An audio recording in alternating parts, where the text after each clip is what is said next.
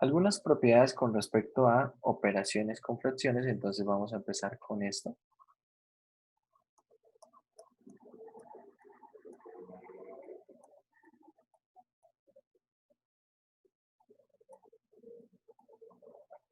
Operaciones con fracciones. Y bueno, acá quiero que tengamos también la claridad que a lo que me refiero con estas operaciones con fracciones involucra tanto elementos numéricos como elementos algebraicos. Es decir, estas operaciones, estas propiedades que vamos a ver, también son válidas cuando estamos manipulando expresiones algebraicas. Entonces, ¿qué propiedades tenemos? Tenemos inicialmente, vamos a tener la propiedad para la suma de funciones, perdón, de fracciones que sean homogéneas. Si tengo dos fracciones que sean homogéneas, es decir, que tengan el mismo denominador, ¿cómo se suma esto? Bueno, vamos a poner aquí de una vez suma o resta, ¿cierto? Se comporta de la misma manera. ¿Cómo se hace la suma o resta de dos fracciones homogéneas? Entonces esto es A más C sobre B, y si respectivamente acá una resta, acá iría una resta también. ¿De acuerdo? Vale, con respecto a la suma de fracciones heterogéneas, tengo A más B, A sobre B más C sobre D. ¿Cómo se suman esas dos fracciones? ¿Qué debo hacer? Se suman en carita feliz. Bueno, se suman en carita feliz. La carita feliz, como le llaman ustedes, es un método que funciona. Es un método que funciona, pero también hay que tener cuidado porque en algunos casos no es del todo conveniente. A ver, vamos a mirar. Lo que dice la compañera la carita feliz es, bueno, multiplico A por D, esto va para el numerador, ¿cierto? Más B por C, B por C, y divido, ¿en quién? En B por D. Divido en B por D. Resulta que cuando nosotros usamos esta forma de, de calcular precisamente la suma de estas fracciones, en algunas ocasiones no es del todo conveniente. Les voy a mostrar un ejemplo numérico y otro ejemplo que es de tipo algebraico. Cuando tenemos el ejemplo numérico, no hay mucha diferencia, la verdad, pero en el ejemplo algebraico tal vez vamos a notar una diferencia un poco más notable. Entonces, con respecto al ejemplo numérico, vamos haciendo un ejemplo aquí al costado. Vamos a poner, por ejemplo, 5 tercios más 3 cuartos.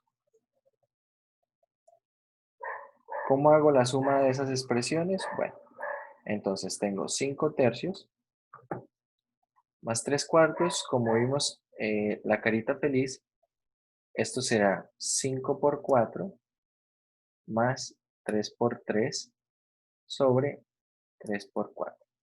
5 por 4, bueno, esto es 20, 3 más 3 es 9 sobre 12. Es decir, acá tenemos 29 doceavos, ¿vale? 29 doceavos. Esto que estamos haciendo nosotros, a lo que le llaman la carita feliz, realmente se conoce como una complificación de fracciones. Esa complificación de fracciones, ¿qué implica? Implica hacer una amplificación de fracciones de cada una de las fracciones que están involucradas en esa operación. ¿Qué es una amplificación de fracción? Entonces es simplemente lo siguiente. A ver, por ejemplo, esto lo voy a hacer haciendo amplificación. Este 5 tercios lo voy a multiplicar y a dividir por la misma cantidad. Lo multiplico y divido por 4. ¿Por qué voy a hacer eso? Porque la verdad voy a estar pensando en el mínimo común múltiplo entre estos dos denominadores, entre los denominadores originales, 3 y 4. Cuando nosotros trabajemos con fracciones deberíamos pensar en el mínimo común múltiplo. El mínimo común múltiplo entre 3 y 4 es, es precisamente el 12 y por lo tanto tendría que amplificar la primera fracción por 4 y la segunda la amplifico por 3, ¿cierto? 3 sobre 3. Cuando hago esto, entonces queda lo que tenemos en el resultado de la carita feliz.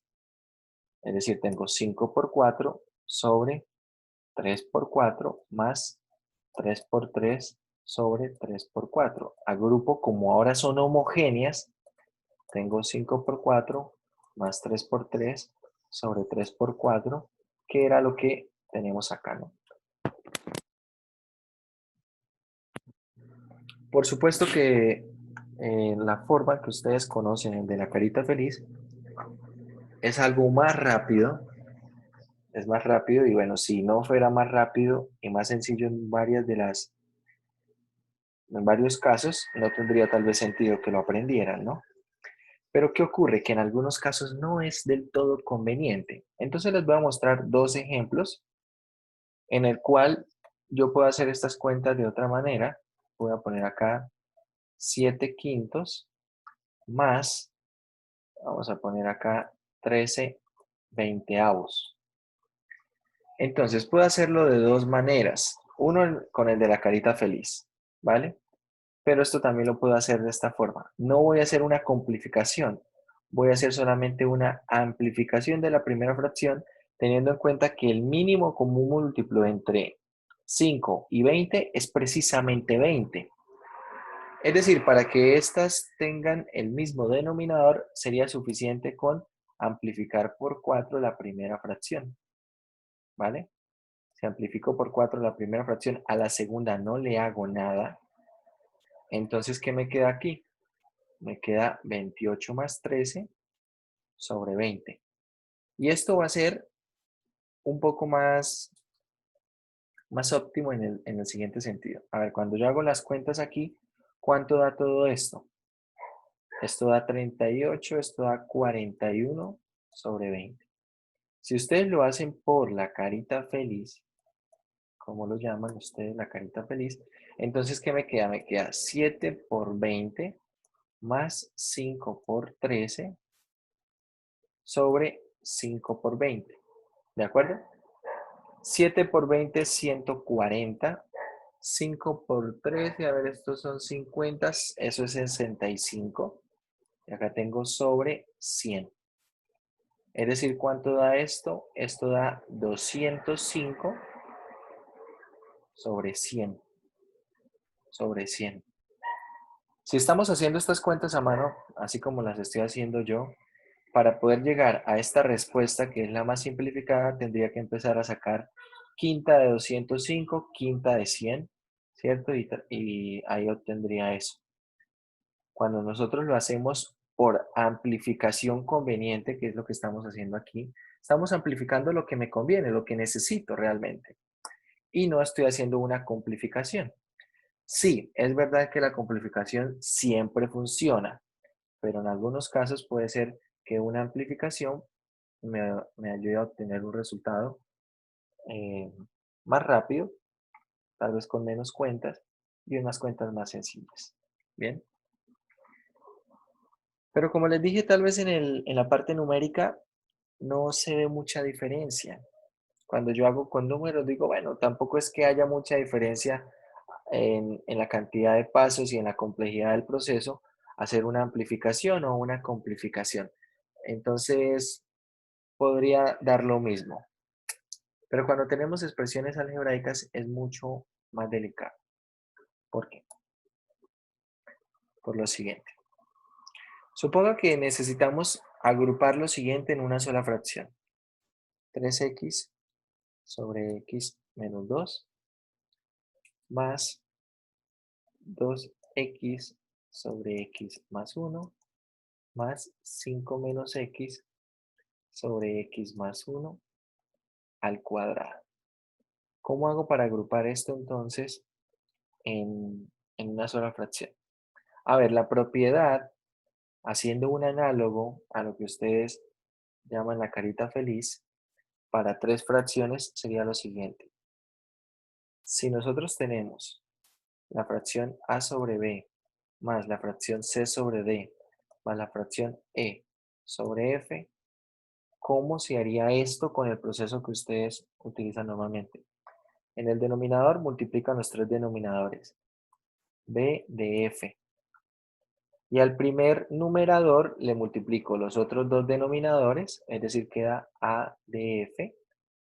Y así con los demás. Al segundo numerador le multiplico los otros dos denominadores, c de f.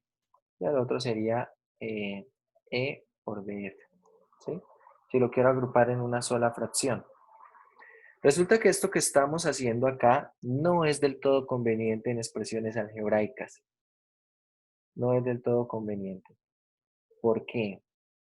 Voy a hacerlo de las dos maneras y vamos a ver la diferencia.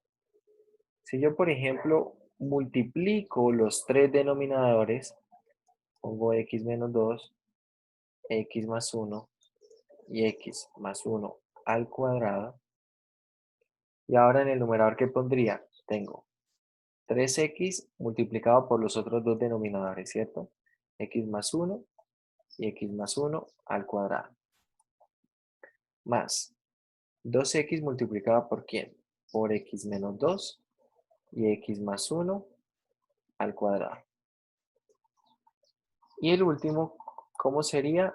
Más 5 menos x multiplicado por ¿quién? Por x menos 2 y por x más 1. Tal cual tenemos la expresión así, esta sería esa expresión haciendo la agrupación completa. Tendría que ponerme a hacer acá varias cuentas y poder luego factorizar para simplificar algo. Pero a ver, esto, si ustedes analizan el grado de lo que está quedando acá, ¿qué grado tiene esto que está aquí? Vean aquí. El numerador, esta parte es de grado 2, ¿cierto? Es un polinomio de grado 2. Lo multiplico por uno de grado 1 y por otro de grado 1. Es decir, esto completo es de grado 4.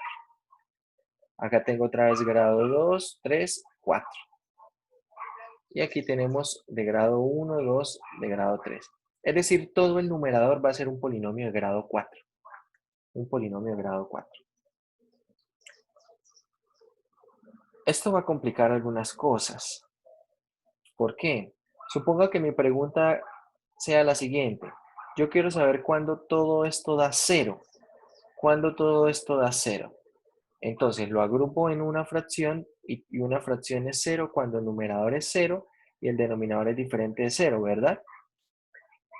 Entonces necesito agruparlo en una fracción para poder llegar a esa conclusión. Pero si ustedes miran que el hecho del numerador ser un polinomio de grado 4 complica las cosas. Ya les voy a mostrar por qué. Supongo que usted tiene que resolver esta cuenta. A ver, voy a poner aquí algo, no sé, 5x a la 4 más 2x al cubo menos x al cuadrado más x más 1 igual a 0. ¿Cómo resuelvo esta ecuación? Si ustedes miran en su calculadora, quiero que miren en este momento en su calculadora y escuchan la tecla modo, hay una parte donde dice ecuación, ¿cierto? Dice EQN. Miren a ver. Sí, Entonces opriman esa tecla que dice EQN y ahí aparece, la primera dice a sub nx más b sub ny igual a c sub n. La segunda dice a sub nx más b sub ny más c sub nz igual a d sub n. Es decir, la primera es una función lineal de dos variables. La segunda es una función lineal en tres variables. Y la tercera es una función cuadrática igualada a 0, es decir, es de la forma ax al cuadrado más bx más c. Y la cuarta es de la forma ax al cubo más bx al cuadrado más x más d igual a 0. Es decir, la tercera opción me permite encontrar las raíces de un polinomio de grado 2 y la cuarta opción me permite encontrar las raíces de un polinomio de grado 3. Pero a menos de que usted tenga de pronto una calculadora que sea de las últimas versiones de las Casio, su calculadora no le encuentra raíces de un polinomio de grado 4. No le encuentra raíces de un polinomio de grado 4. De pronto, si tiene alguna calculadora, yo por ejemplo utilizo la calculadora FX570. FX570. ¿Cuál utilizan ustedes? Esa misma, Yo también tengo la misma. la 350, bro. La 350 de Casio también, ¿cierto? Sí, señor. Bueno, ¿alguien utiliza alguna otra calculadora? ¿Algo diferente? La Yo, profe, FX82F. esa misma, La FX82 también, FX82. ¿Es 82 o 85? No me acuerdo. o 82. 82. Bueno, esa es de tapa como negrita, ¿cierto? O azul oscuro, no lo recuerdo bien. O sea, la cara es como azul oscura o negra. De pronto Sí, esa misma. en esas calculadoras no tienen todas las funciones que tienen otras calculadoras. Yo utilizo la FX570 y creo que, no estoy seguro, pero creo que la siguiente es FX890. Creo que es 890, no estoy seguro de la referencia. Pero esa siguiente versión, por ejemplo, calcula raíces de un polinomio de grado 4. Calcula raíces de un polinomio de grado 4. Pero la que tenemos nosotros no. Entonces eso está complicando. Si nosotros tenemos que responder esa pregunta, ya se está complicando. Entonces, mucha atención ahora a lo siguiente. ¿Qué pasa si nosotros, en lugar de hacer esta complificación de esta forma, hacemos una amplificación conveniente? Vean lo que pasa. Quiero que me digan cuál es el mínimo común denominador. El mínimo común múltiplo de los denominadores, básicamente. El mínimo común múltiplo de los denominadores. ¿Quién es? Será x menos 2 por X menos 2 por X más 1 al cuadrado. al cuadrado. Así nomás, ¿cierto? X menos 2 por x más 1 al cuadrado. Ese es el mínimo común múltiplo. Mucha atención, para que ustedes sepan cuál es el mínimo común múltiplo. Si de pronto ya lo olvidaron de lo que vieron en el colegio. El mínimo común múltiplo debe ser algo de manera que si yo a este denominador le multiplico algo, lo obtengo. Y así para cada uno de ellos. Le multiplico algo y lo obtengo. ¿Bien? Pero debe ser la menor expresión posible. La menor expresión posible. Claro, el que tenemos a la derecha, ese denominador también lo puedo obtener multiplicando algo, ¿cierto? Lo puedo obtener multiplicándole algo a cada uno de los denominadores. Pero esta expresión es más grande que esta otra, ¿cierto? Tiene más términos. Entonces observe a x menos 2, ¿qué le multiplico para obtener este denominador que está abajo?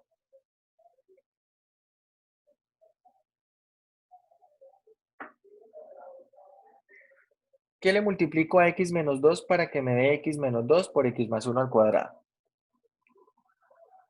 X más 1 al cuadrado. Eso. Entonces, eso que necesito multiplicarle, se lo voy a multiplicar al numerador. X más 1 al cuadrado. ¿Qué necesito multiplicarle ahora a x más 1 para obtener este denominador? X menos 2. ¿Solamente x menos 2? No, y X más 1. Eso. Necesito multiplicarle x menos 2 y una vez x más 1 para que me quede x menos 2 por x más 1 al cuadrado. ¿Bien? Y al tercer término, a este que está acá, 5 menos X x, menos 2. ¿qué le multiplico? Solo x menos 2, ¿de acuerdo? Si ustedes observan, muchachos, estas dos expresiones que están acá son equivalentes. De hecho, esta expresión que está acá arriba, después de que yo haga los productos, factorice y simplifique, me debe quedar igual a esta, cuando haga lo mismo. Cuando haga productos, factorice y simplifique. Pero ¿qué pasa? Que en esta necesito hacer menos cuentas. En esta nueva expresión necesito hacer menos cuentas. Y si ustedes ahora analizan el numerador, miren el numerador. ¿Esto de qué grado es? Esto es de grado 3. Acá tengo x por x por x. Es de grado 3 también. Y esto es de grado 2. Es decir, si yo quiero responder esta pregunta, ahora la pregunta me va a resultar por ahí con algo de grado 2. Perdón, de grado 3. No sé, voy a escribir alguna cosa cualquiera, tal vez algo como el x al cubo menos x al cuadrado menos x menos 1. Así voy a escribir algo, no es exactamente lo que da, ¿bien? Pero lo que quiero ver es que cuando hago este proceso, ahora el numerador quedará de grado 3, y si quiero responder algo de este estilo, bueno, esto sí lo puedo hacer en la calculadora que tengo, ¿vale? Sí lo puedo hacer. Esto nos muestra un ejemplo de por qué a veces es mejor hacer una amplificación, ¿cierto? Observe, cada fracción la estoy amplificando por lo que necesito. La primera la estoy multiplicando y dividiendo por x más 1 al cuadrado. Es lo que necesito. No la estoy multiplicando por todo lo que sea posible. Entonces, en este tipo de casos, no es conveniente hacer complificaciones. Es mucho más conveniente y es mucho más óptimo hacer amplificaciones y trabajar con eso. ¿Vale? Entonces, es importante que sepan los dos tipos de cosas que se pueden hacer para cuando ustedes estén resolviendo ejercicios, lo tengan en cuenta. Si de pronto ustedes ven que haciendo una complificación, esto se puso algo muy tedioso y se puso algo, tal vez algo complicado de resolver, intenten haciendo una amplificación. Puede ser que sea mucho más fácil. En el curso de cálculo 2, esto va a cobrar todavía más importancia. Es importante por eso que lo aprendamos en este momento. Cuando lleguen a cálculo 2 y estén resolviendo integrales por el método de fracciones parciales, va a ser de utilidad y necesario que hagan esto. Una amplificación. Profe, ¿podría hacer ¿Cómo? el favor de explicar amplificación de nuevo? A ver, la amplificación. La Ujú. amplificación consiste en multiplicar a una fracción lo que necesite para obtener el mínimo común denominador. Vamos a ver aquí, por ejemplo, a esto. Concentrémonos en este ejemplo por ahora. Si ustedes observan esta parte de la derecha, aquí, esta parte de aquí, tengo que sumar estas dos fracciones. Entonces, yo me pregunto cuál es el mínimo común denominador. Miro los denominadores, ¿cierto? Y miro entonces entre estos dos denominadores el mínimo común múltiplo. El mínimo común múltiplo, ¿quién es? 20. ¿Sí? Es 20. Entonces, de ese mínimo común múltiplo, puedo extraer información. Porque si ese mínimo común múltiplo es 20, entonces a la primera fracción necesitaré multiplicarle por algo. La pregunta es, ¿qué le multiplico? ¿Qué multiplico y divido? Entonces, ¿qué le tengo que multiplicar a 5 para que llegue a ser 20, el nuevo denominador? Tengo que multiplicarlo por 4. Entonces, a esta fracción la multiplico y divido por 4. Y si ustedes observan, la segunda fracción no le hice nada. ¿Por qué? Porque no necesito multiplicarle nada al denominador. ¿Bien? Entonces, esto es una amplificación. ¿Qué es una complificación? Una complificación es amplificar todas las fracciones. Pero una amplificación es amplificar las fracciones solamente como lo necesito hacer, ¿sí? Como es necesario. Esta no la estoy amplificando, esta segunda no la estoy amplificando. Entonces, de esta manera conseguimos precisamente el denominador y bueno, puedo hacer las cuentas. Vale. Cuando nosotros ahora estamos en una expresión algebraica, tengo que pensar también en el mínimo común múltiplo de los denominadores.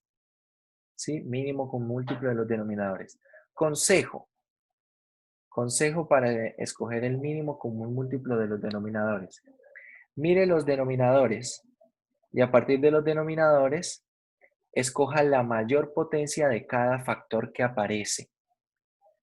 Entonces, por ejemplo, acá tengo un factor que va a ser x más 1, pero acá tengo un x más 1 al cuadrado. Escojo la mayor potencia. Y luego tengo un x menos 2 y no aparece ninguna otra potencia de x menos 2. Entonces pongo la mayor será x menos 2 elevado a la 1. ¿Bien? Pasa lo mismo que en números. Con los números, cuando usted quiere, por ejemplo, necesito que hallemos el mínimo común múltiplo de los siguientes números. Voy a poner el 32 y, a ver, vamos a escribir el 32 y el 20. 32 y 20. En el colegio, bueno, más bien en la escuela, tal vez en primaria, ¿qué nos enseñaban a hacer? Saque todos los múltiplos de 32, ¿cierto? Tenemos 32, 64, tenemos acá 96, 128, etc. Y luego empezamos a sacar los múltiplos de ¿quién? De 20. 20, 40, 60, 80, 100, 120 y continuamos, ¿cierto? Las listas. Pero de hecho ustedes pueden ver que este proceso puede llegar a ser ineficiente. De hecho es ineficiente. ¿Por qué? Porque tengo que ir ampliando ambas listas hasta encontrar un número que estén en común, que estén ambas listas. Pero si los números son grandes, ahí voy a perder mucho tiempo. Entonces, ¿cómo podrían haber aprendido a hacerlo? O no sé si lo hicieron ya en la parte de secundaria. En secundaria vamos a descomponer en factores primos cada uno de los números. Por ejemplo, el 32, ¿cómo se descompone? Divisores de 32. Por ejemplo, si a 32 lo divido por 2, ¿me queda qué? 16. 16, Y si a 16 lo divido por 2, me queda 8. 8. Si lo divido por 2, me queda 4. Si lo divido por 2, me queda 2. Y si lo divido por 2, me queda 1. Es decir, 32 es 2 elevado a la 5. Ahora con 20. Con 20 empezamos. Si lo divido por 2, divido por 2, ¿y qué me queda? 10. Lo divido otra vez por 2 porque 10 es par y queda 5. Y bueno, 5 tengo que dividirlo en 5 para que quede 1. Es decir, esto queda 2 a la 2 por 5. Una vez tengo escrito esto, comparo ambas expresiones. Comparo ambas expresiones. 2 a la 5 y 2 a la 2 por 5. Por ejemplo, miro la potencia de 2. En la parte de arriba tengo 2 a la 5. En la parte de abajo tengo 2 a la 2. Escojo la mayor potencia, 2 a la 5. En la parte de arriba prácticamente es como tener 5 a la 0, que es 1, ¿sí? Porque no aparece 5. Pero en la parte de abajo tengo 5 a la 1. Entonces escojo la mayor potencia, ¿vale? Escojo la mayor potencia haciendo comparaciones. Y esto que está acá es el mínimo común múltiplo. Es decir, el mínimo común múltiplo entre esos dos números, ¿quién es? Es 2 a la 5 por 5, lo cual es 160. Es decir, la lista tenía que ampliarla hasta 160 para encontrar el menor múltiplo que tenían en común. Eso mismo puedo hacer en expresiones algebraicas, ¿vale? Entonces, para que quede esto un poco más claro, voy a escribir solamente los numeradores, voy a escribir por aquí A y voy a poner aquí x más 3 al cuadrado más b por x menos 2 al cubo más c, que sea x más 3, y vamos a poner aquí más d, y voy a poner aquí x más 3 por x menos 2. ¿Bien? La pregunta es, ¿quién es el mínimo común divisor? Entonces voy a escoger el mínimo común múltiplo de todos los divisores. De todos los divisores. Entonces, lo escribí de esta manera a propósito para poderlo escoger de esta forma.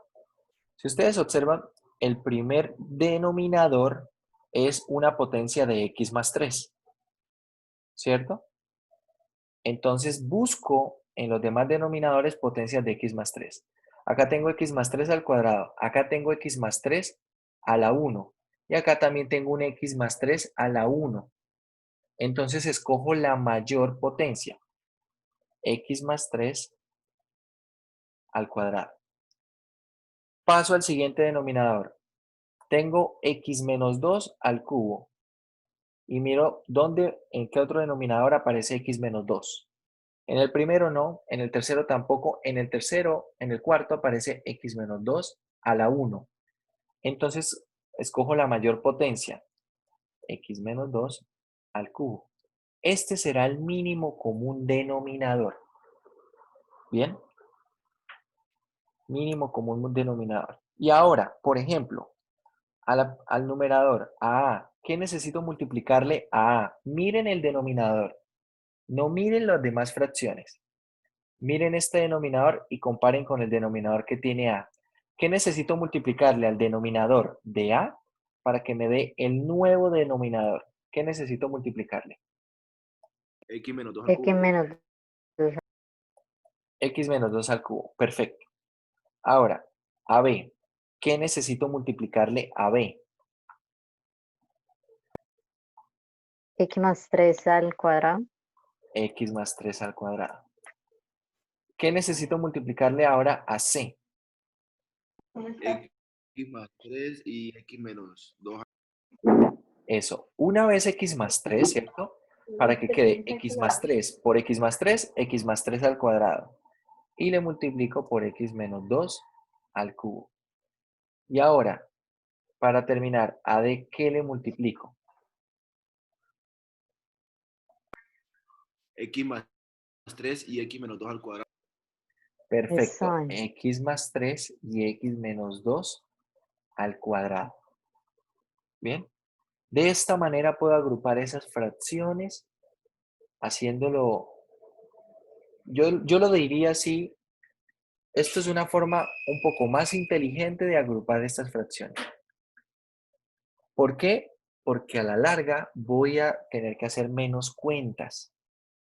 La otra forma sí va a servir, es correcta, pero ¿qué ocurre? Que de pronto las cuentas van a ser un poco más complejas. ¿En qué sentido? En el sentido que los polinomios van a ser de mayor grado. En cambio, acá me estoy asegurando que estoy trabajando con los polinomios de menor grado posible para resolver el problema. ¿Sí? Y si yo trabajo con el polinomio de menor grado posible, eso me va a garantizar que a la larga voy a tener que hacer unas cuentas más sencillas, ¿cierto? Que voy a tener menos problemas. Bueno, espero que haya quedado claro cómo escoger este mínimo común múltiplo en estas expresiones algebraicas. Acá también las vamos a estar utilizando en algunas ocasiones. Cuando trabajemos con desigualdades tendremos que hacer esto. Y en el curso de cálculo 2, como les digo, tienen que trabajar mucho con estas ideas cuando estén en la parte de fracciones parciales. Sobre todo en esa parte. No quiere decir que en otros momentos no. En otros momentos puede ser que también los utilicen en uno que otro ejercicio, pero en la parte de fracciones parciales van a usarlo con mayor frecuencia. Cuando estén en el curso de ecuaciones diferenciales en transformada de Laplace, esto que estamos haciendo aquí es supremamente importante. ¿Por qué? Porque la verdad, esto que estamos haciendo aquí tal vez es el primer paso de unos 10 o 12 pasos. Y algunos pasos pueden ser algo extensos. Pero ¿qué ocurre? Que si yo este primer paso no lo hago bien, pues ahí en adelante es complicado, ¿cierto? De ahí en adelante será difícil. De hecho, el método de fracciones parciales consiste en lo siguiente. Si usted ya resolvió, suponga que conozco A, B y C y tengo la forma simplificada de todo esto, es decir, he hecho los productos todos. El método de fracciones parciales consiste en ir de esta parte a esta parte, en separar de esto y de hecho en separarlo aún más en otras fracciones. Es decir, separar también esto en otras dos fracciones y acá esto también separarlo en más fracciones. Pero es más o menos la idea. Entonces, es importante tener esto en cuenta. Como les digo, a lo largo de los cursos ustedes van a tener que ir utilizando estas ideas y cada vez que las usen, tal vez se van a dar cuenta que hacerlas de manera conveniente es mucho mejor que hacerlas por complicación. Bueno, observen, acá esta segunda propiedad hemos sacado bastantes cosas. Tal vez cuando puse el título Operaciones con fracciones, usted pensaría, no, vamos a empezar a repasar todo lo del colegio. No. vamos a necesitar hacer ¿qué? Poner unos conceptos básicos en claro, en concreto, para poder avanzar, ¿sí? Para poder avanzar. Cuando ayer hablamos de qué son conceptos básicos, ¿hablamos ayer de eso o no?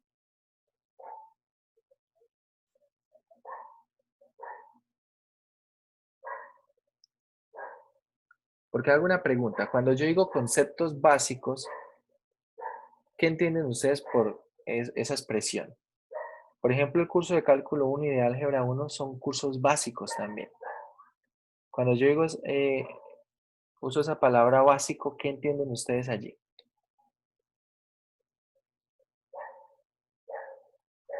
Algo que necesitamos para avanzar. Exactamente.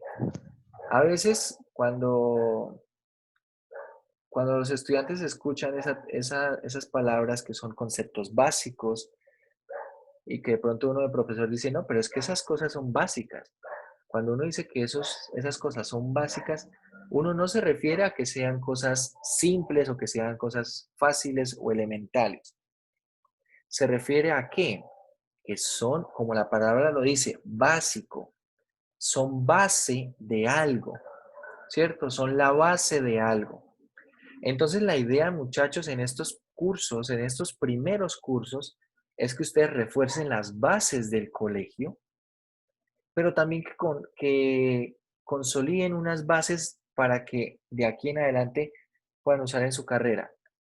Y puede parecer un poco exagerado lo que diré, pero yo me atrevería a decir que tal vez el primer y segundo semestre son los semestres más importantes de la carrera de cualquier estudiante universitario. No tanto por las materias, porque puede ser que más adelante sus materias propias de carrera sean lo que van a utilizar más en su futuro laboral, pero son importantes ¿en qué sentido? Que estos primeros 2 semestres, los cursos, los van a formar a ustedes con bases para construir el conocimiento hacia las otras materias.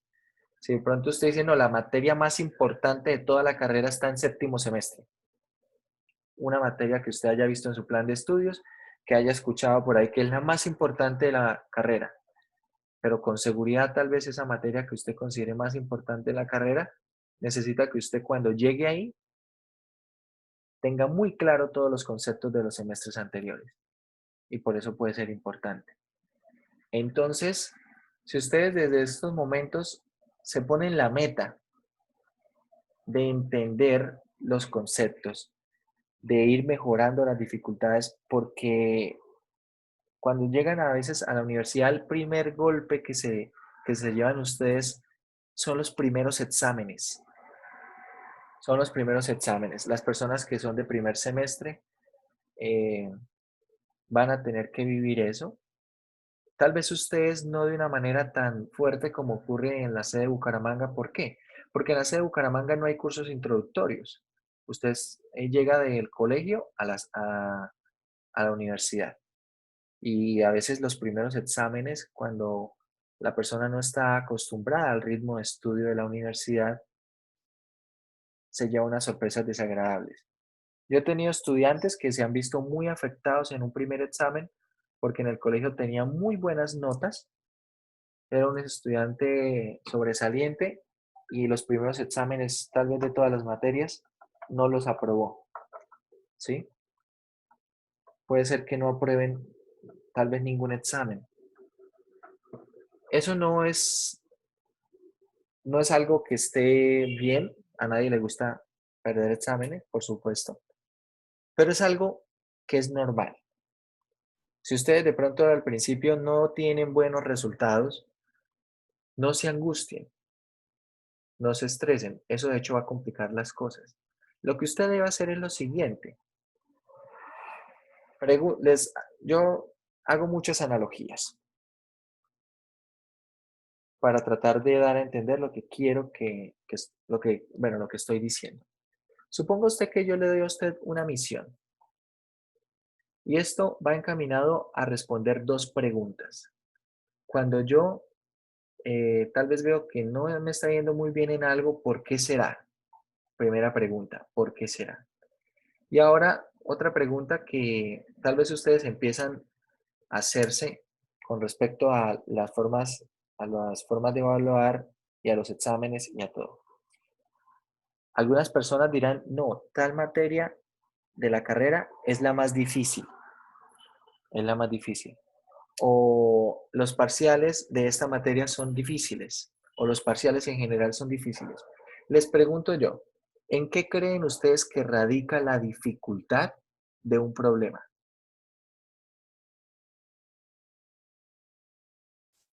Y estas dos reflexiones yo quiero que se las lleven en su cabeza todo el tiempo y lo piensen cada momento de su carrera. ¿En qué creen ustedes que radica la dificultad de un problema? Yo pienso que en la comprensión del mismo, ¿En la comprensión del mismo problema? En la o capacidad de resolverlo. En no tener buenas bases. ¿En no tener buenas bases? Entonces, a veces ustedes podrán escuchar o ustedes mismos podrán decir, no, es que ese examen estaba muy difícil, el examen estaba muy difícil o ese problema estaba muy difícil. Y la verdad es la siguiente, los problemas difíciles no existen y los problemas fáciles tampoco.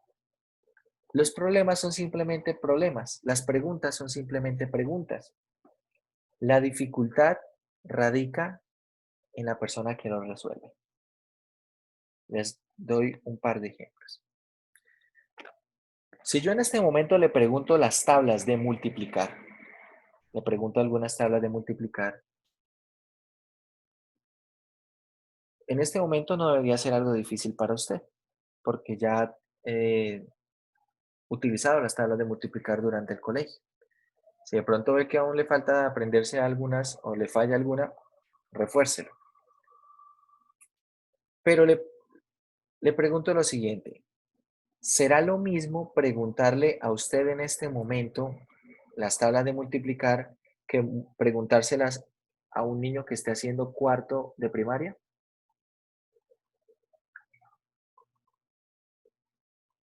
La tarea es la misma, el problema es el mismo. Preguntar las tablas de multiplicar. ¿Qué dicen ustedes? No es lo mismo ¿Para quién será más fácil? para nosotros.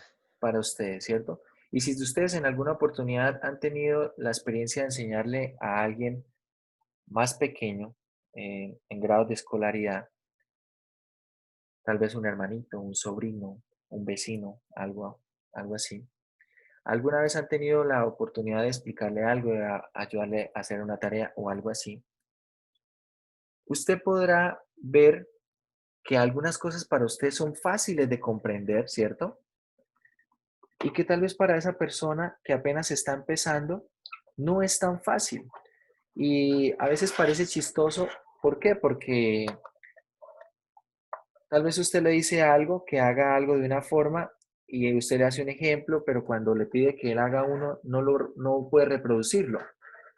Y tal vez usted no entiende por qué. ¿Por qué si para usted puede ser tan evidente, cómo volver a hacer el proceso para esa persona no lo es?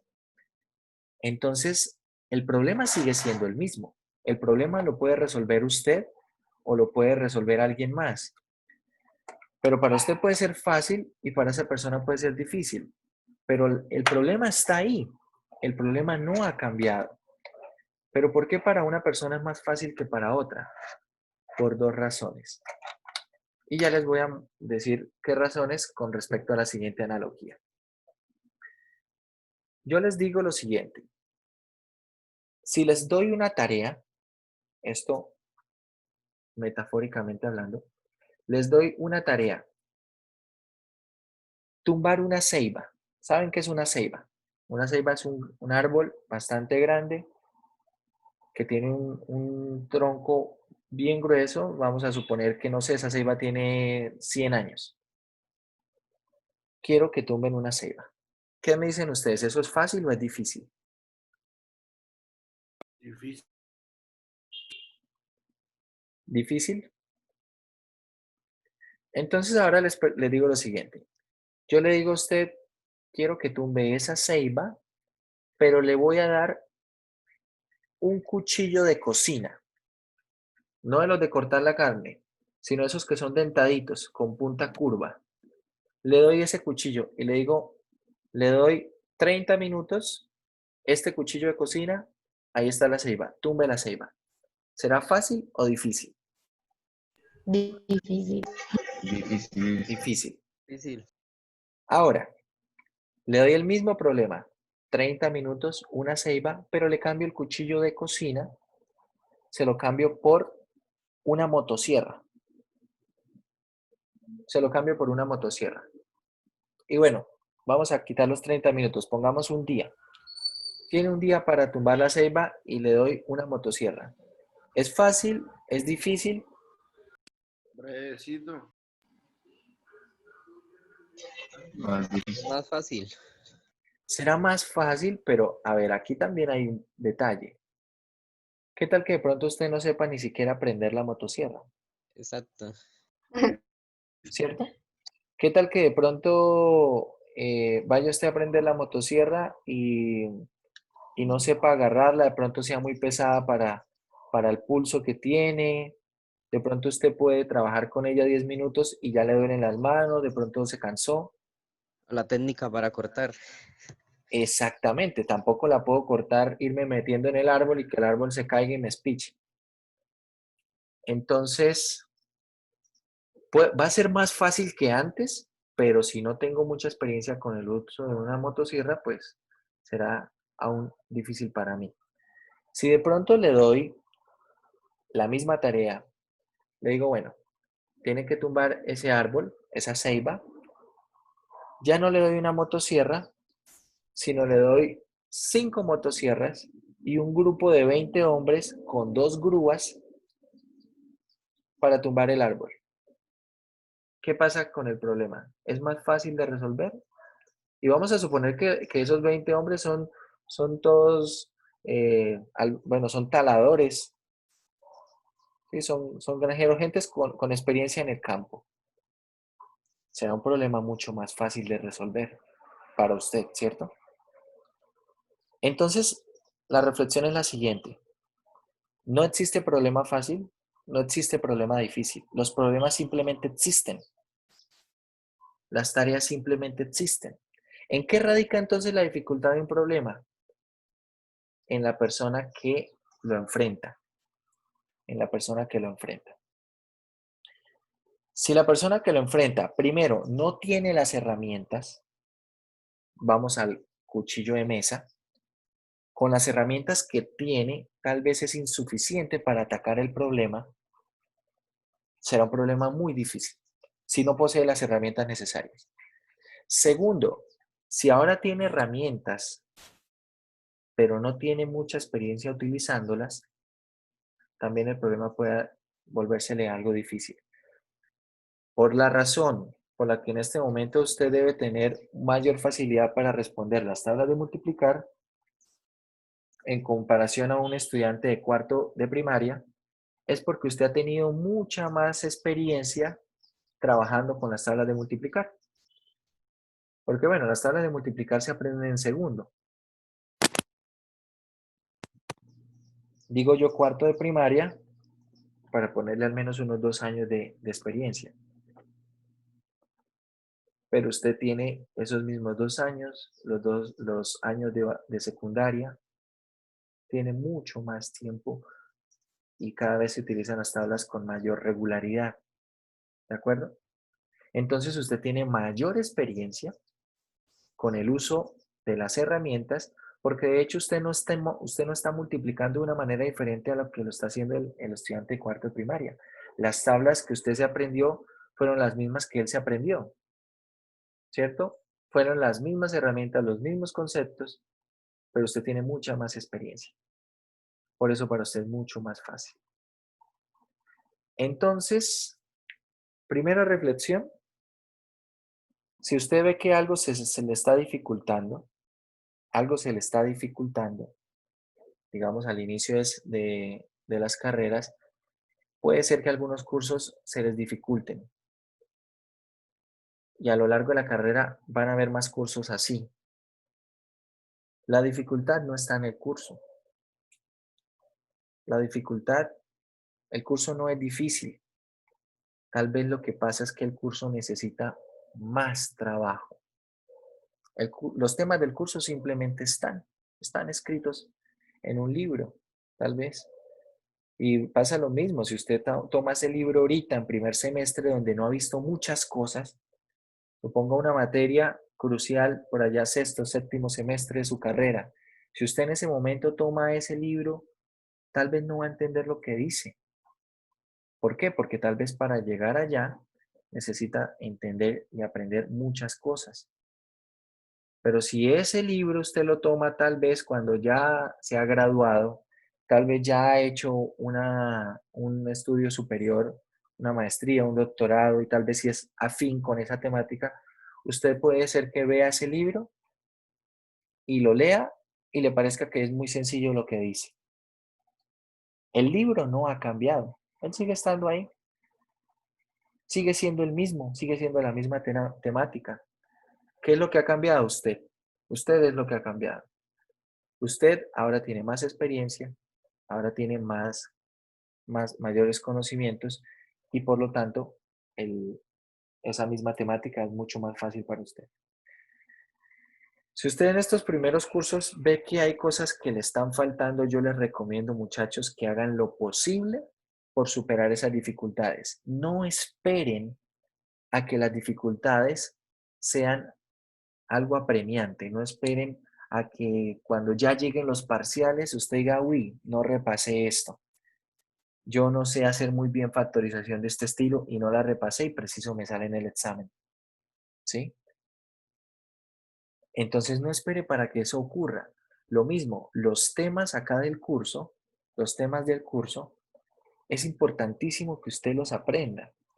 ¿Por qué? Porque es un curso básico. Porque lo que vamos a aprender en este curso, usted lo va a necesitar en cálculo 2, en cálculo 3 bastante y en ecuaciones diferenciales también. En ecuaciones diferenciales también.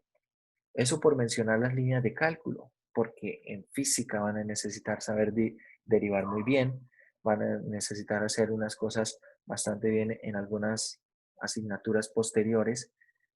Entonces estos cursos, por eso digo yo, son tal vez los más importantes. ¿Por qué? Porque son cursos básicos, cursos que van a cimentar unas bases que los van a ayudar en adelante en su carrera. Lo que digo, tal vez para algunos no tiene sentido, lo que voy a decir a continuación. Yo en algunas oportunidades les digo a los estudiantes, si usted ve que no ha aprendido lo suficiente en este curso, tiene dos opciones. La primera opción es tomar la decisión de repetirlo. Usted dice, no, pero es que repetir un curso me empiezo a atrasar. Pero créanme, que se los digo por experiencia, muchos estudiantes a veces llegan a cálculo 3, a ecuaciones diferenciales, y allá les cuesta mucho pasar el curso. Les cuesta bastante pasar el curso. ¿Por qué es?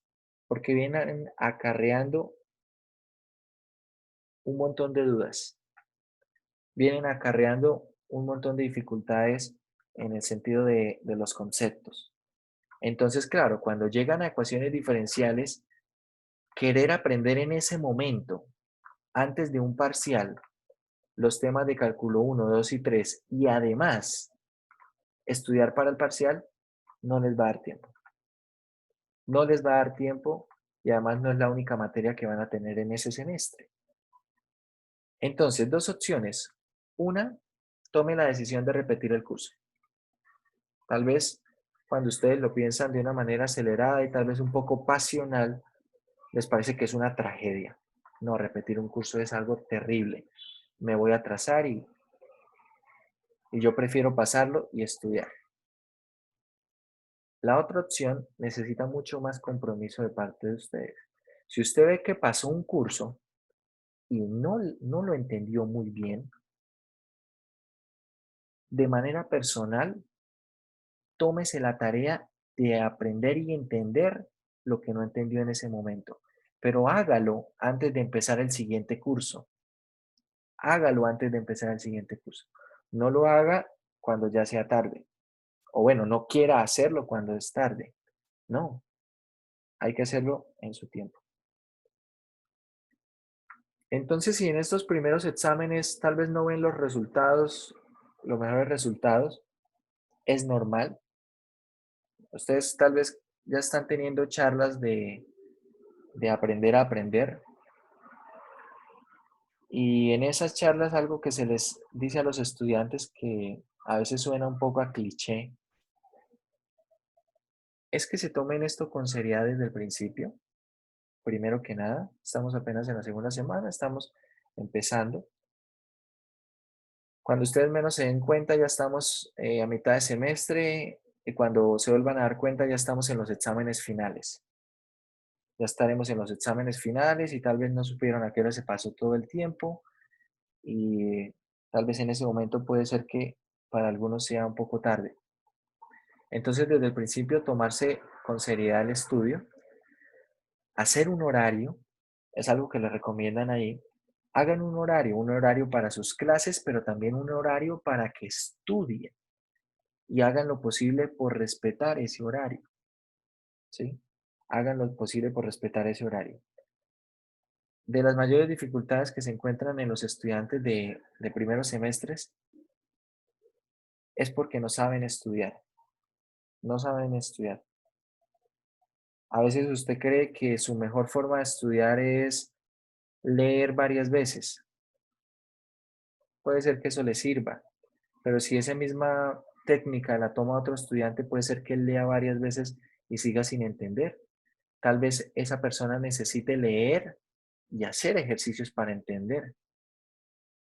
Hay otras personas hay personas, y yo creo que ustedes conocen personas como les voy a decir, hay personas que tal vez asisten a las clases, leen un poco el libro, hacen pocos ejercicios, la verdad no se ve que dediquen mucho tiempo y les va supremamente bien.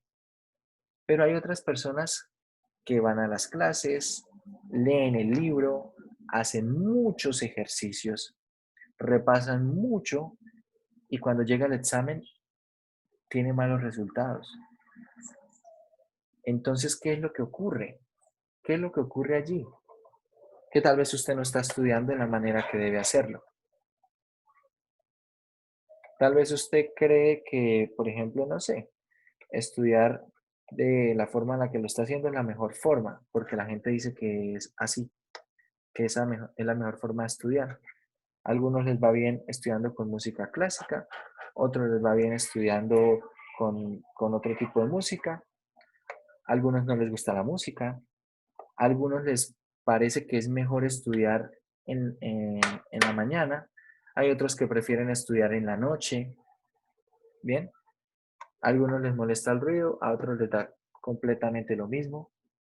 Entonces somos personas diferentes, somos universos diferentes, porque para un compañero algo le funcione y le funcione muy bien no significa que para usted va a funcionar. No. Para usted puede ser que otro método funcione. Pero ¿cómo descubre eso? La única forma de descubrirlo es ir haciendo variaciones en su forma de estudio.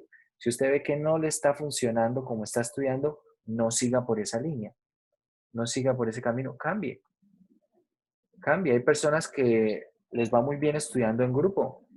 Hay personas que en grupo hacen el recoche y nunca estudian.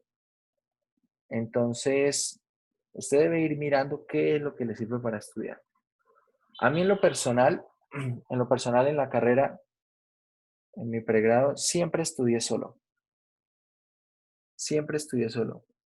Tal vez uno que otro curso me reunía con algunos compañeros a estudiar, pero por lo general yo siempre estudiaba solo. ¿Por qué? Porque en grupo a veces perdía mucho tiempo y no estudiaba. No estudiaba. Pero había personas que estudiaban en grupo y a ellos también les podía ir bien. Entonces, lo que yo tenía claro y tuve claro desde una parte temprana de la carrera fue eso. ¿Cómo era mi método de estudio?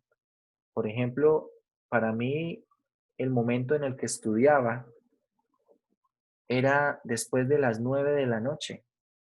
A veces estudiaba de 9 de la noche a 3 de la mañana. ¿Por qué? Porque había silencio, había tranquilidad y eso me dejaba concentrar. Pero hay personas que pueden estudiar con el ruido que sea y lo hacen bien. Entonces, usted tiene que descubrirse a usted mismo. Y tal vez usted dice, bueno, pero es que ya estoy en la universidad, ya he estudiado en la primaria, ya he estudiado en el colegio. No quiere decir que sepa estudiar. De hecho, hay personas que salen de la universidad y aún no saben estudiar. Y eso es un problema. Eso es un problema y es algo para lo cual no hay receta. Yo no le puedo decir, mire, haga esto, que con esto le va a ir bien. No. Eso es algo que usted mismo debe descubrir. Usted mismo debe descubrir. Por eso al principio los cursos pueden ser algo complicados para algunas personas. Bueno, cerrando entonces ya con, esta, con estas reflexiones, que serán importantes que las tengan en cuenta cuando vayan avanzando en la carrera para que hagan cambios en sus formas de estudiar, para que entiendan algunas cosas sobre su mismo proceso de aprendizaje. Vamos a continuar entonces con las operaciones con fracciones. Operaciones con fracciones, tenemos entonces ahora producto, ¿cierto? Tenemos aquí A por B multiplicado por C sobre D. ¿Cómo se multiplican fracciones? Numerador con numerador, ¿cierto? Y denominador con denominador. ¿Cómo se dividen fracciones? Tengo A sobre B dividido en C sobre D. La verdad, yo prefiero escribirlo de esta forma. A sobre B dividido en C sobre D. Un par de indicaciones con respecto a esta forma de escribir. Cuando ustedes tengan una fracción, en una fracción siempre debe poderse reconocer la fracción principal. Esa fracción principal se reconoce con la línea más larga. Y esa línea más larga debe ir alineada con el igual. ¿Bien? Debe ir alineada con el igual. Y ya les voy a mostrar por qué. Hagamos esto. Esto será producto de extremos, A por D, sobre el producto de medios que es B por C. ¿Por qué es importante cómo escribimos nosotros las fracciones? Porque supongo que yo quiero hacer esta división. Yo quiero hacer A dividido en B y escribo así. Acá pongo dividido en C y escribo aquí dividido en D. Así tal cual está escrito, ¿cuánto da esa división? ¿Cuánto da esa división? Y vamos a ponerlo en números. 2 tercios, o bueno, 2 dividido en 3, dividido en 5, dividido en 7. Esto es que me he separado. Dividido en 7, así. ¿Cuánto da este resultado? 14 quinceavos. ¿Será? Yo personalmente no sé. Yo no sé cuánto da eso. Porque así como está escrito, no sé cuál es la fracción principal. ¿Por qué? Porque puede ser que esto sea así. 2 tercios dividido en 5 y todo dividido en 7. Y si es así, no es 14 quinceavos. Pero también puede ser que esto sea 2 dividido en 3 dividido en 5 séptimos. Y tampoco será 14 quinceavos. Será otro valor diferente. Entonces, esto de acá no podemos decir cuánto es. No podemos. ¿Por qué? Porque así como estoy poniendo las líneas, todas las líneas tienen la misma longitud. Entonces no sé decidir cuál es la fracción principal. Observen la forma que estoy escribiendo, por ejemplo, la primera que está acá. Tengo una fracción principal que es la línea más larga, pero si en el numerador tengo otra fracción, esa debe ir también con una longitud. Y observe, en este acá en el numerador, esto que está aquí. Ese numerador a su vez es una división, es una fracción. Y el numerador de esa fracción es otra fracción. Entonces, a medida que voy adentrándome, las líneas tienen que ir más cortas. Tienen que ir más cortas. Si yo pongo las líneas todas del mismo largo, no se entiende. Entonces, con respecto a la notación de fracciones, las fracciones que sean principales, es decir, las que tengan jerarquía más global, tienen que ir con una línea más larga. ¿Qué es jerarquía más global? Que usted primero va a hacer esta cuenta, es decir, primero va a hacer la cuenta de esta fracción, luego la de esta fracción y finalmente la de esta. ¿Cuál es la más global? La última. ¿Cuál le sigue en jerarquía? La que va a ser de penúltima y así sucesivamente. Tienen que ir de acuerdo a la longitud. ¿Ok?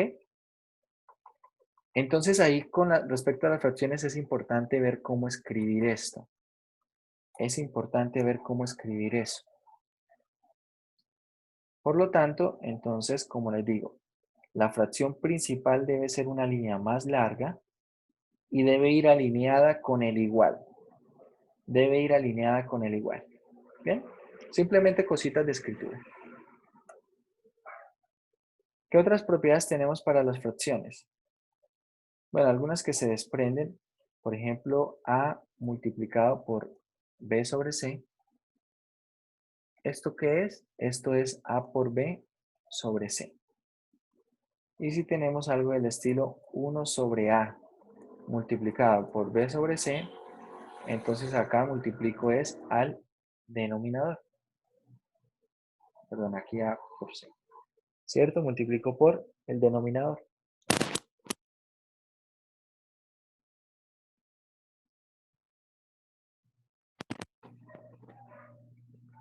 Bien. Vamos a ver ahora propiedades de la potencia. Propiedades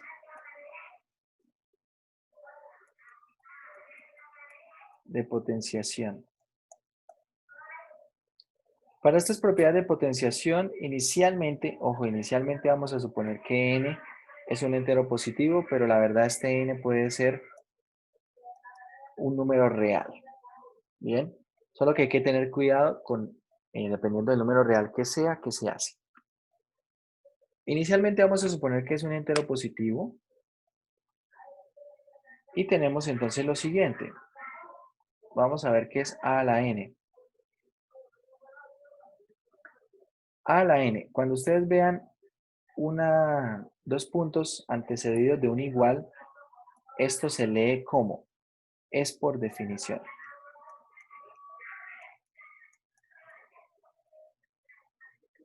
Es por definición. Entonces, a la n, ¿qué es por definición? A por A por A. ¿Cuántas veces? N veces. Por eso al principio es importante que n sea entero positivo. Para ver cómo se define a la n. Entonces, a la n es por definición multiplicar a por sí mismo n veces. Bien. Tenemos entonces acá las propiedades. Primera propiedad, producto de dos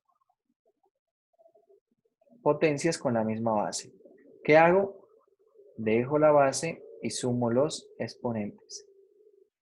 Segundo, cociente de potencias con la misma base. ¿Qué hago?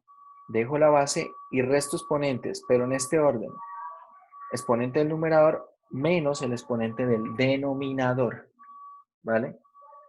Siguiendo, por ejemplo, esta segunda propiedad, uno puede establecer lo siguiente. Puede establecer que 1 sobre A es lo mismo que tener que A a la menos 1. ¿Por qué? Porque 1 sobre A es como tener A a la 0 sobre A a la 1. Esto será A a la 0 menos 1, es decir, A a la menos 1. Usando la propiedad segunda. ¿Bien? Tercera propiedad nos dice esto. Bueno, vamos a mirar la cuarta propiedad. La cuarta propiedad, vamos a ver la distributiva para la potencia. A por B elevado a la n, ¿qué es? Esto es A a la n por B a la n. Tenemos una distributiva también para el cociente. A sobre B elevado a la n, ¿qué es? A la n sobre B a la n.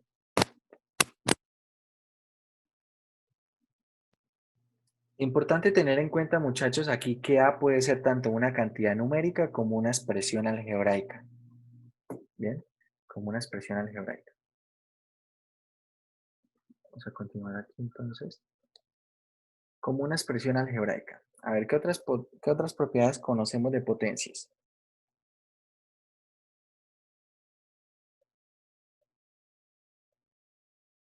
Tenemos la distributiva para el producto, distributiva del cociente, tenemos las propiedades de producto y cociente de potencias con la misma base. Ahora tenemos la propiedad de potencia de una potencia, a a la n a la m. ¿Qué es esto? A la n por m. Bien, a la n por m. Y para terminar, dos propiedades básicas de esta teoría es a a la 0 es igual a 1 siempre que a sea diferente de 0. Siempre que a sea diferente de 0. Con esto hay que tener mucho cuidado, porque son propiedades sencillas, pero a veces podemos llegar a cometer errores en este sentido. Tenemos que a a la 1 es el mismo a. Por ejemplo, con a a la 0 hay que tener cuidado porque, bueno, a a la 0 es 1 siempre que a sea diferente de 0. Más adelante en la teoría de límites vamos a ver que 0 a la 0 es una forma indeterminada. Resulta que si, por ejemplo, yo estoy calculando algo del estilo 5 a la 0, bueno, esto es 1. 10 a la 0, esto es 1. Pero, por ejemplo, si yo tengo x a la 0, ¿cuánto es x a la 0? 1 contra de que x sea distinto. Hable un poquito más fuerte, por favor. ¿Qué sería x a la 0? 1, profe. Bueno, x a la 0, así tal cual está algebraicamente hablando, es 1. Pero, por ejemplo, si yo tengo la siguiente función, f de x, y aunque parezca un poco raro definirlo así, vamos a definir la función f de x igual a x a la 0. ¿Qué pasa con esta función? Cuando yo quiero analizar la gráfica, resulta que la gráfica en 0 no va a estar definido. Es decir, yo no puedo decir simplemente que esto es 1. Acá en funciones no puedo hacer eso. ¿Por qué? Porque, por ejemplo, si yo acá quiero analizar f evaluado en 5, bueno, esto es 5 a la 0, lo cual es 1. Pero si quiero mirar f evaluado en 0, 0 a la 0 no es 1. ¿Bien? Entonces esta propiedad es una propiedad sencilla, pero es de cuidado. Acá no es que tome exactamente el valor 0. Tal vez usted pensará, bueno, pero es que x no es 0. ¿O será que sí? X es una variable. Y usted dice no es 0. ¿Cómo sabe? ¿Qué tal que cuando yo la esté haciendo variar, x tome el valor 0? Y si eso es así, yo no puedo decir tranquilamente que esto es 1. ¿Vale? No puedo hacer eso. Entonces tendré que escribirla como x a la 0 y ver qué me preguntan. Si me preguntan algo como ¿cuál es la imagen de 0? Bueno, ahí estoy en problemas porque tengo que ver qué responder. ¿Vale? Entonces hay que tener cuidado. Hay propiedades que son de este estilo que a veces uno se las toma un poco a la ligera, pero cuando la pone en práctica ya en algunos ejercicios puede hacer que nos llevemos sorpresas. Sorpresas, bueno, en este curso hablamos de la parte de la autoevaluación, por ejemplo, del problema de cuánto da raíz cuadrada de menos 9 al cuadrado. ¿Sí o no?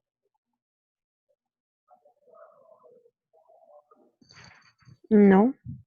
Vale. Por ejemplo, si uno utiliza propiedades de potenciación y de radicación, uno tiene entendido que la raíz cuadrada de x al cuadrado, ¿cuánto da? X, ¿no? X, vale. Pero ¿qué ocurre? Que cuando yo hago las cuentas, cuando me voy a casos concretos, entonces ¿esto qué debería dar? Menos 9. No, profe, porque está en paréntesis, o sea, está afectando el 9 el exponente. Porque está elevado al cuadrado, tiene que dar positivo. Bueno, La que acá haría cuando yo digo x al cuadrado igual este x, a ver, lo voy a reescribir. Esto es como tener aquí x al cuadrado. Entonces ahora la pregunta es, raíz cuadrada del cuadrado de x, ¿cuánto es? ¿Es x? ¿Sí o no? No, no. ¿Por Sí. qué? Entonces queda, a ver, voy a escribir, no. A ver, ¿qué tal? La raíz cuadrada del cuadrado de x. ¿Esto es x, sí o no? Sí. Bueno, si es así, entonces la raíz cuadrada del cuadrado de menos 9 debe ser 9. Debe ser menos 9, perdón. Porque está dando el mismo x. Pero entonces cuando yo Ahí voy le a, incluimos así. voy a analizar acá detalladamente, tengo raíz cuadrada de menos 9 al cuadrado es 81. Y la raíz de 81 es 9. Entonces 9 es igual a menos 9. No. No, No, ¿cierto? Pero entonces, ¿qué pasa? Porque estoy utilizando la propiedad y la propiedad, por un lado, la propiedad dice es menos 9. Y por otro lado, haciendo las cuentas, obtengo que es 9. Entonces, ¿qué pasa?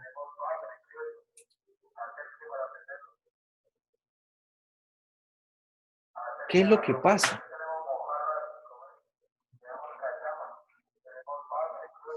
todo número Yo elevado al pensaría, cuadrado positivo. ay, Pero entonces, profe, pues yo pensaría ¿qué que está hay que mal? hablar cuadrado.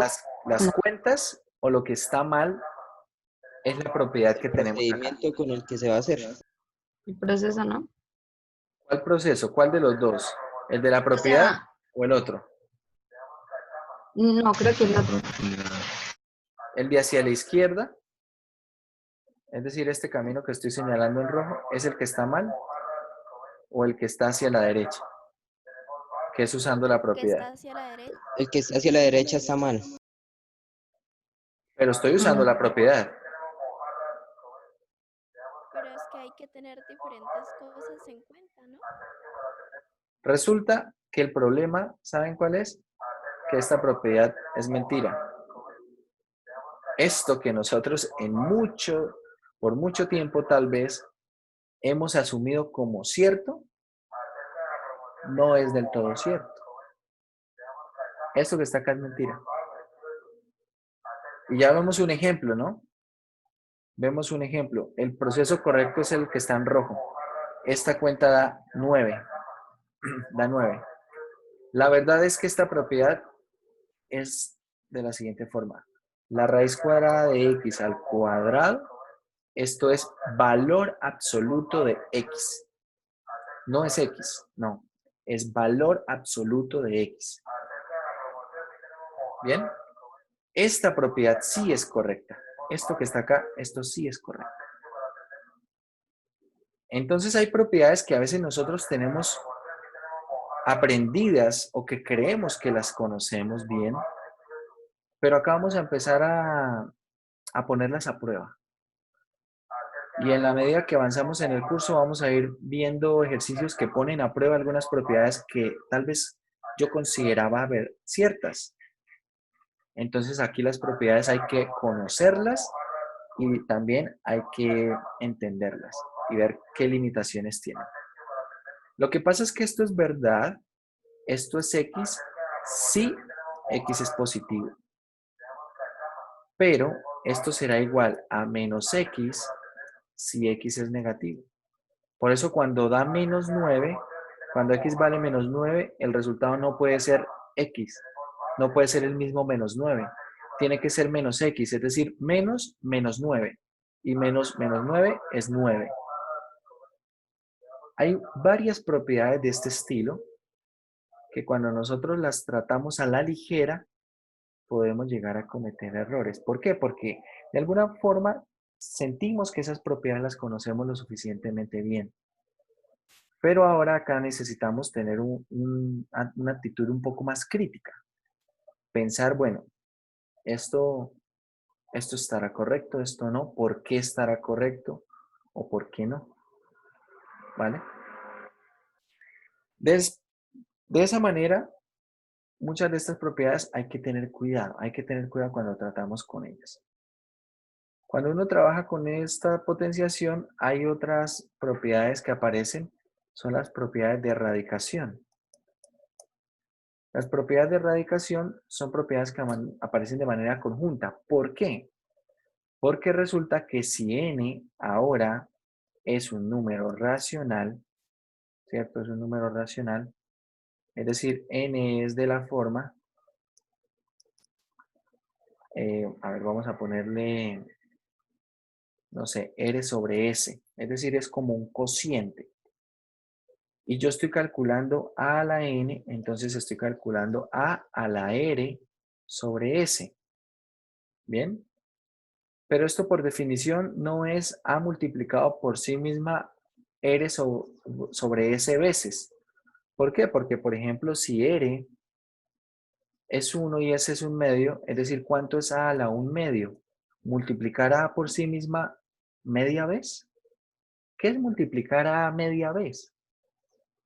Entonces ahí la definición pierde sentido. Pero la forma en la que podemos nosotros asociar esto es con la notación de radicación. Entonces, a la r sobre s será, por definición, la raíz sésima de a la r. ¿Bien? La raíz sésima de a la r. De esa manera se define la radicación.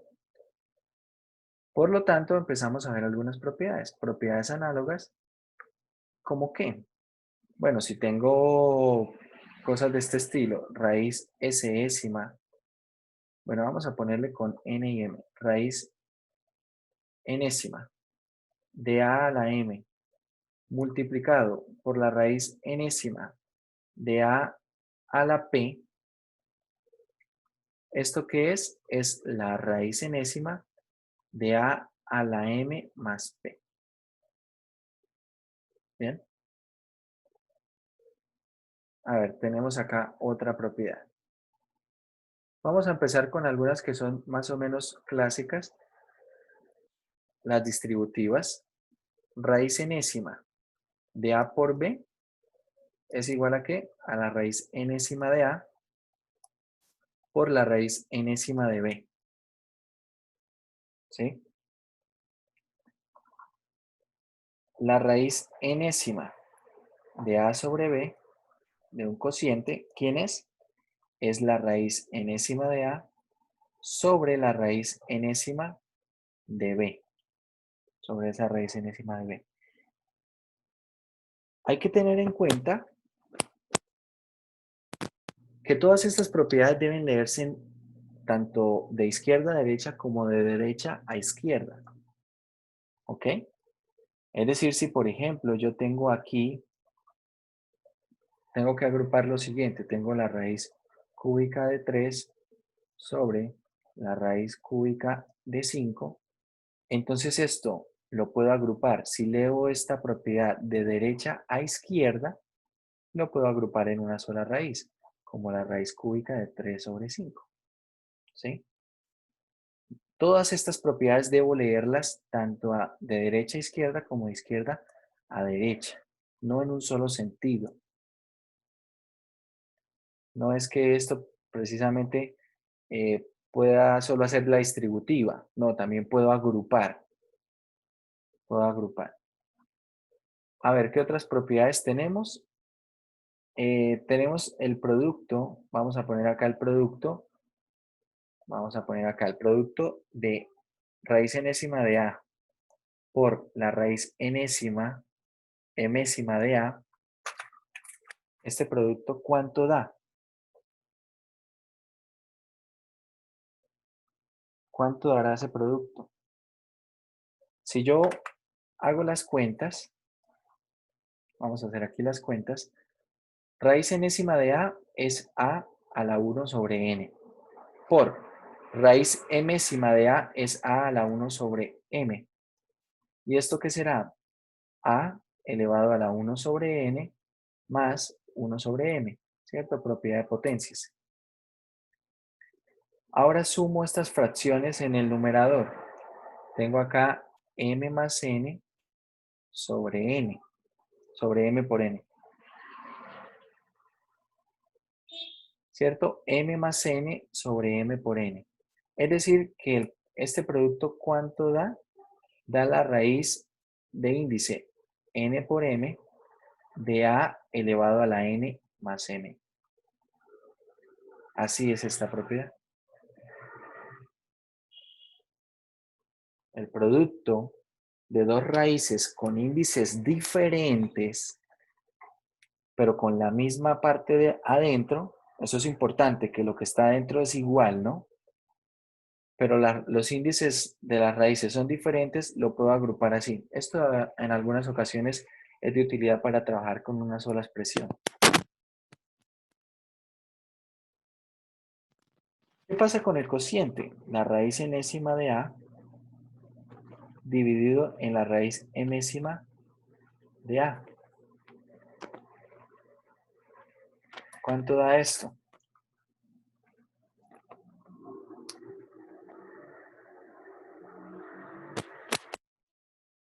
Profe, raíz de n menos m, raíz de a, o sea, raíz enésima menos m Acá m menos n, ¿de qué? de a. ¿De a? No. N menos N. Sí, es al revés. A ver, acá en el índice del radical, ¿qué va? N menos m. N menos m. Y acá la potencia a, ¿qué va?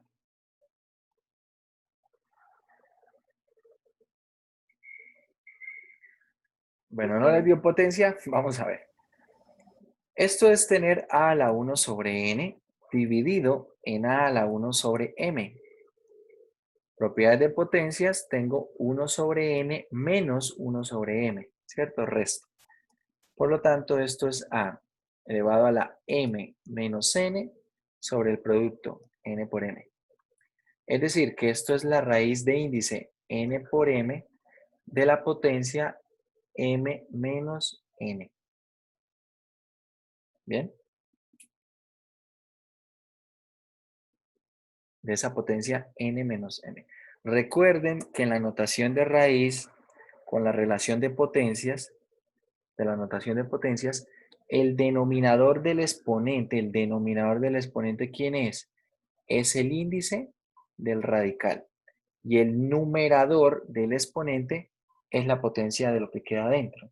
¿Sí? Denominador es índice del radical. Y algo que yo puedo aconsejarles para que recuerden esto, es algo sencillo. Por ejemplo, raíz cuadrada de a es igual a ¿qué? A elevado a la 1 medio. Entonces, si ustedes observan, 1 medio, el denominador es 2. ¿Y acá dónde aparece el 2? En el índice, ¿cierto? Cuando es raíz cuadrada es de índice 2, ¿verdad? Entonces, así lo pueden relacionar. Tal vez con un ejemplo que recuerden siempre, no hay pierde. Bueno, tenemos estas propiedades para la radicación, estos productos, cocientes, la distributiva del producto, distributiva del cociente, y el producto de raíces con el mismo índice de radical, ¿vale? Y acá la misma base.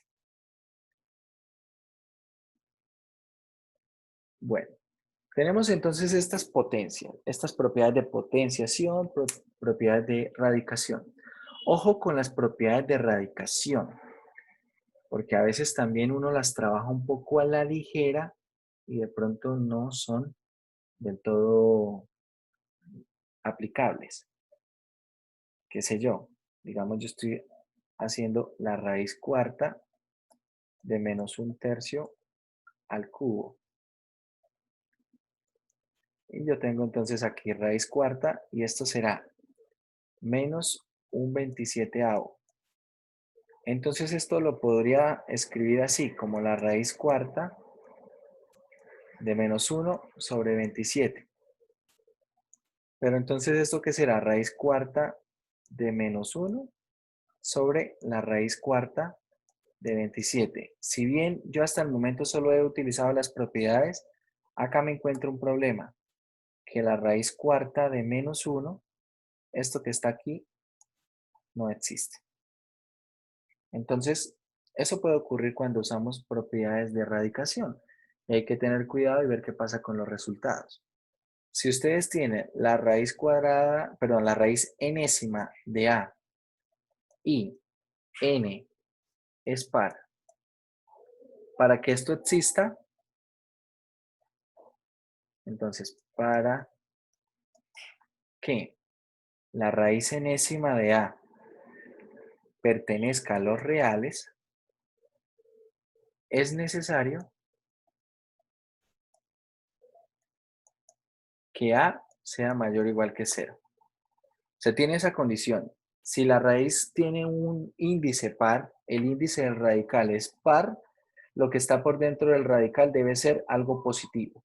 ¿Para qué? Para que todo eso sea un número real. Si no ocurre eso, si eso no ocurre, entonces el resultado no es un número real. ¿Bien? No será un número real. Cuando el índice es impar, no pasa nada. Si el índice es impar, tranquilamente se puede trabajar porque la raíz impar de un número negativo sí está definida. Bien. Bueno, muchachos, con respecto a lo que vamos a hacer la próxima semana, la próxima clase, vamos a hablar entonces para que apunten por allí, yo en cada clase al inicio les voy a ir preguntando con qué empezamos la clase, ¿sí? ¿Por qué? Bueno, porque tengo 2 cursos y a veces en los cursos hay ligeras diferencias. Entonces puede ser que algún curso va más adelante que otro y por eso les pregunto en qué vamos. La próxima clase, ¿con qué vamos a empezar? Ya entonces vimos propiedades de potenciación, radicación y de fracciones. Vamos a empezar a hablar de factorización. Entonces, para que tengamos ahí como ese orden, vamos a ver lo siguiente en la próxima clase. Hablar de algunos casos de factorización, los que nos van a interesar. Vamos a hablar también del teorema del factor.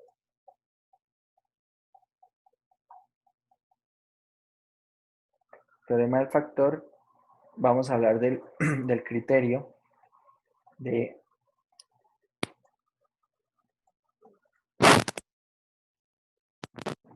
Eisenstein y vamos a terminar hablando de desigualdades. Hablando de desigualdades. Acá nos vamos a tomar un tiempo, tal vez la próxima semana veamos solamente esto y tal vez para la siguiente semana vamos a empezar con el capítulo 1. No se preocupen por eso, porque ya les compartiré cuándo son fechas de exámenes y el primer examen evaluaremos lo que veamos hasta el primer examen, ¿vale? Lo que veamos hasta el primer examen. Si de pronto no alcanzamos a ver todo el capítulo 1, no pasa nada. La verdad en este momento me interesa más que estas primeras cosas bases las vayamos entendiendo bien, las vayamos repasando. ¿Por qué? Porque básicamente esto es como ir calentando motores, ir alistando la máquina, porque una vez que empecemos el tema de lo que es el curso, ahí tal vez ustedes pueden ver que vamos a ir un poco rápido. Vamos a ir un poco rápido, precisamente ¿por qué? Porque no vamos a detenernos en detalles de estas partes preliminares. No nos vamos a detener en cómo se hacen unas operaciones con fracciones, en qué propiedades de potenciación vamos a estar utilizando. Cuando utilicemos algo así, yo les diré, bueno, esto lo vimos en los preliminares y simplemente lo haré. Entonces, en este momento estamos calentando, estamos poniendo a punto la máquina y después vamos a arrancar. Con respecto al tiempo, no nos vamos a preocupar porque según lo que veo yo con el tiempo, alcanzamos perfectamente a hacer los temas del curso. Entonces, si en el momento ven que vamos un poco despacio, que no hemos empezado, no pasa nada. No se preocupen por eso. El primer examen evaluaremos lo que alcancemos a hacer y luego después para el segundo examen haremos lo mismo. Iremos mirando los temas, ¿vale? Esta parte de desigualdades, teorema del factor, criterio de Eisenstein y el recorderis de factorización será de mucha importancia. Y no tanto para este curso, porque bueno, yo la verdad muchas de estas cosas prefiero que queden claras desde ahorita, porque puede ser que se utilicen en el curso, varias se pueden, desigualdades sí se va a usar en el curso, criterio de Eisenstein tal vez por ahí no se use en muchos problemas del curso, pero si no alcanzamos a ver mucho del capítulo 1, un punto de criterio de Eisenstein irá en el examen. Bien, algunos puntos de desigualdades, algunas cositas con el teorema del factor. Bien. ¿Por qué vamos a ver esto? Porque más adelante en otros cursos ustedes sí que lo van a necesitar. Y ahí tal vez no tendrán el tiempo para ponerse a estudiarlo. Entonces, de una vez. Entonces, bueno, muchachos, dejamos por ahí la clase de hoy. Nos vemos la próxima semana.